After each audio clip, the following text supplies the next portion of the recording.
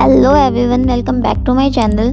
Google search console की इस series में आज हम बात करने वाले हैं रिमूवल सेक्शन के बारे में।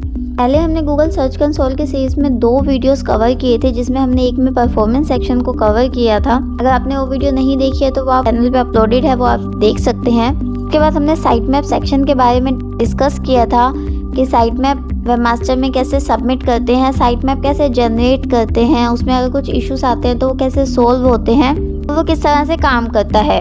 सिमिलरली हमने परफॉर्मेंस सेक्शन में सारी मैट्रिक्स को समझा था, क्वेरीज कैसे काम करती है, फिल्टर कैसे यूज़ होते हैं, कंपेयर कैसे कर सकते हैं, ये सब कुछ। जब सर्च कंसोल की सीरीज में आगे बढ़ते हैं और बात करते हैं रिमूवल सेक्शन और डिसअवाउ सेक्शन के बारे में। रिमूवल सेक्शन और डिसअवाउ टूल वैसे तो अलग अलग हैं, बट दोनों का नेचर एक ही है, दोनों टूल्स एक ही तरह से काम करते हैं। तो हम इसी सेक्शन में रिमूवल टूल और डिसअवाउ टूल के बारे में बात करेंगे। तो सबसे पहले चलते हैं रिमूवल टूल की तरफ।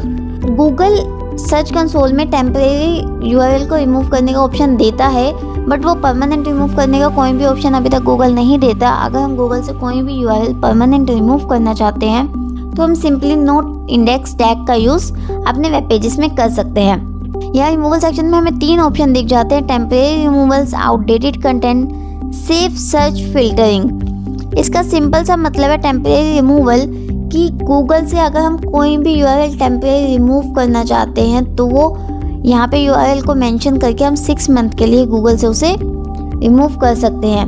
और ये काम किस तरह से करता है, हमें यहाँ पे न्यू रिक्वेस्ट पे क्लिक करेंगे हम यहाँ से, और यहाँ पे ऑप्शन आ रहा है एंटर यूआरएल।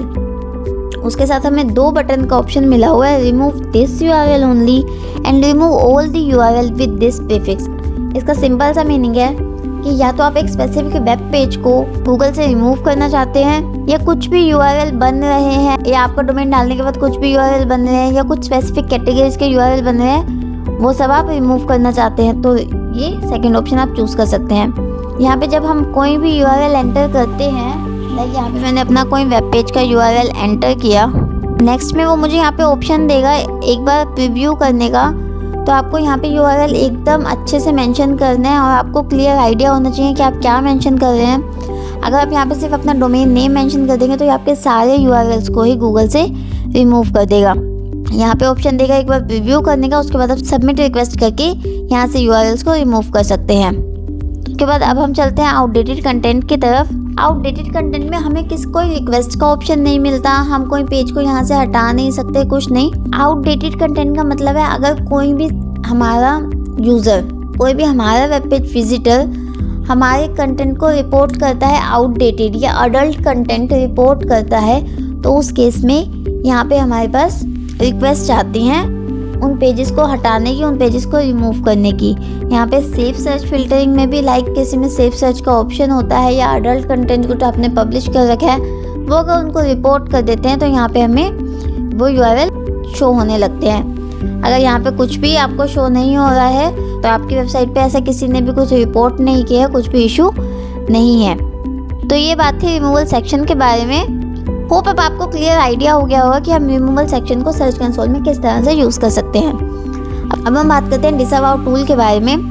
डिसअवाउ टूल हमारा यूज़ होता है हमारे जो भी अननेसेसरी इररिलेवेंट बैकलिंक्स होते हैं उनको गूगल से रिमूव करने के लिए।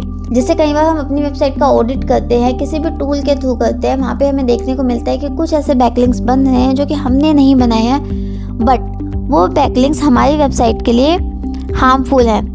तो ऐसे जो भी बैकलिंक्स होते हैं उनको हम ईजिली अपनी वेबसाइट से रिमूव कर सकते हैं। यहाँ पे हमें डिसअवाउ का ऑप्शन देता है। दूसरी मेजर बात, डिसअवाउ टूल हमें यहाँ पे सर्च कंसोल के सेक्शन में कहीं देखने को नहीं मिलेगा, इसका एक अलग से वेब पेज ओपन होता है। ये गूगल का ही एक टूल है, बट हमारे सर्च कंसोल का पार्ट भी है, इसका अलग से यूआरएल ओपन होता है। यहाँ पे आप देख सकते हैं search.google.com/search-console disavow links।